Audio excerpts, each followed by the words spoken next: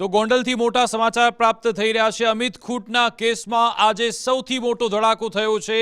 જી હા, રાજદીપસિંહ રીબડા હવે પોલીસ સમક્ષ હાજર થઈ ચૂક્યા છે। જી હા, એ જ વિઝ્યુઅલ છે ગોંડલ પોલીસ સ્ટેશનની બહારના। જ્યારે રાજદીપસિંહ રીબડા આવે છે, તેમની સાથે જ કેટલાક લોકો પણ છે, એક કારમાંથી ઉતરે છે। જો તમે જો રાજદીપસિંહ રીબડા કે જે ગોંડલ પોલીસ મથકમાં હાજર થયા અને તેમણે સમર્પણ કરી લીધું છે, પોલીસ સમક્ષ અત્યારે હાજર થઈ ચૂક્યા છે। છેલ્લા 6 મહિનાથી રાજદીપસિંહ રીબડા ફરાર હતા। આખરે રાજદીપસિંહ રીબડા ક્યાં છે એ પોલીસને પણ નહોતી ખબર। એ ઘણીવાર સોશિયલ મીડિયામાં એક્ટિવ તો જોવા મળ્યા હતા। આ જ કેસમાં તેમને આગોતરા જામીન મળી જાય તેના પ્રયત્ન રાજદીપસિંહ રીબડા કરી રહ્યા હતા। તેમણે અલગ અલગ કોર્ટમાં આગોતરા જામીનની અરજી કરી, જો કે હાઈકોર્ટે પણ તેમના આગોતરા જામીન ફગાવ્યા હતા। પછી તે સુપ્રીમ કોર્ટમાં પહોંચ્યા, સુપ્રીમ કોર્ટે પણ તેમના આગોતરા જામીન ફગાવ્યા હતા અને લાગતું હતું કે ગમે તે ક્ષણે તેમની ધરપકડ થઈ શકે છે। જો કે ગોંડલ પોલીસ તેમની ધરપકડ કરે એ પહેલા તે પોતે હાજર થઈ ચૂક્યા છે ગોંડલ પોલીસ સમક્ષ। અમિત ખૂંટનો કેસ કે જેમાં એક સુસાઇડ નોટ મળી હતી, જેમાં રાજદીપસિંહ રીબડા એમના પિતા અનિરુદ્ધસિંહ બંનેના નામ લખેલા હતા।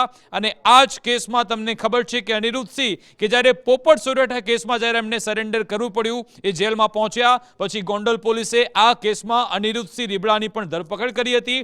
અને પછી સવાલ થતો હતો કે આખરે રાજદીપસિંહ ક્યાં છે? તો રાજદીપસિંહ આજે પોલીસ સમક્ષ આવી ચૂક્યા છે, પોલીસ સમક્ષ તે હાજર થઈ ચૂક્યા છે। હવે આવનારા દિવસોમાં પોલીસ આ કેસમાં શું કાર્યવાહી કરે છે, શું આગળની તપાસ ખોલે છે, એ સૌથી મહત્વનો ટર્નિંગ પોઈન્ટ સાબિત થઈ શકે। પરંતુ તમે જો અમિત ખૂંટ કેસમાં એક બાદ એક નવા ખુલાસા થઈ રહ્યા છે। જ્યારે જે તે સમયગાળા દરમિયાન જ્યારે અમિત ખૂંટનો જે મૃતદેહ મળી આવ્યો હતો અને પછી એમાં એક સુસાઇડ નોટ મળી હતી, એમાં કહેવામાં આવ્યું કે એને હની ટ્રેપમાં ફસાવવામાં આવ્યો છે, જેના કારણે તેણે આપઘાત કરી લીધો હતો એવો દાવો હતો। અને પછી જે સુસાઇડ નોટ મળી એમાં અનિરુદ્ધસિંહનું નામ, રાજદીપસિંહનું નામ હતું। પછી આખો મામલો FSLમાં પણ જાય છે। એ સુસાઇડ નોટ સાચી છે કે કેમ એને લઈને પણ સવાલ ઉઠાવવામાં આવે છે। અને આખા કેસમાં જે સગીરા ઝડપાઈ હતી, એક યુવતીઓ ઝડપાઈ હતી, એના પણ અલગ અલગ નિવેદન, વકીલોની પણ ધરપકડ થાય છે। સામે પક્ષે દાવો પણ થાય છે કે ભાઈ આ આખું જયરાજસિંહનું કાવતરું છે, એવા આક્ષેપ પણ લગાવવામાં આવ્યા હતા। બંને સામે પક્ષે અલગ અલગ દાવા કરવામાં આવી રહ્યા છે। પરંતુ આ કેસમાં જેમના સામે ફરિયાદ દાખલ થઈ છે એવા અનિરુદ્ધસિંહ તો પહેલા આ જ કેસમાં એમની ધરપકડ થઈ ચૂકી છે।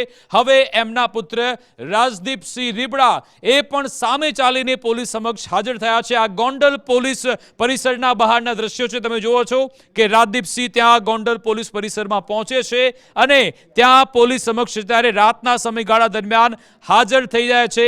હવે જોવાનું રહેશે ગોંડલ પોલીસ આગળની શું કાર્યવાહી કરે છે, કેટલા દિવસના રિમાન્ડ મેળવે છે અને એમની પૂછપરછમાં, રાજદીપસિંહની પૂછપરછમાં શું નવા ખુલાસા થાય છે, શું નવા ઘટસ્ફોટ થાય છે, જરૂરી છે આ જ કેસમાં। તમને ખબર હશે થોડા સમય પહેલા અમિત ખૂંટના જે પરિવારના જનરલો છે એમનું કહેવું હતું, એમનો દાવો હતો, એમણે જેલરને પણ પત્ર લખ્યો હતો, એમણે કહ્યું હતું કે અનિરુદ્ધસિંહને જેલમાં ખોટી એમને સવલતો પૂરી પાડવામાં આવી છે, એમને બધી સુખ સુવિધા મળી રહી છે, એટલા માટે એમને જુનાગઢ જિલ્લા જેલમાંથી હટાવવામાં આવે એવો પત્ર પણ એમણે લખ્યો હતો।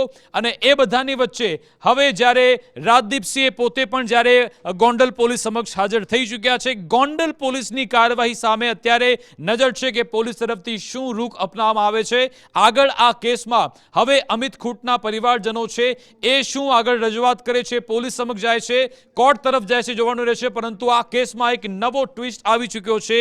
રાજદીપસિંહ કે જે 6 મહિનાથી ફરાર હતા અને હવે અચાનક નાટ્યાત્મક રીતે પોલીસ સમક્ષ હાજર થઈ ચૂક્યા છે। આ એકમાત્ર વિડીયો છે, તમે જોઈ રહ્યા છો કે એમની સાથે તેમના કેટલાક લોકો પણ છે, એ તમામ અહીંયા પહોંચે છે, ગાડીમાંથી ઉતરે છે 3 થી 4 લોકો, જાણે કે પહેલાથી જ એક સ્ક્રિપ્ટ હોય એ પ્રમાણે રાજદીપસિંહ આરામથી શાંતિથી આવે છે અને પોલીસ સ્ટેશનમાં ત્યાં પહોંચે છે।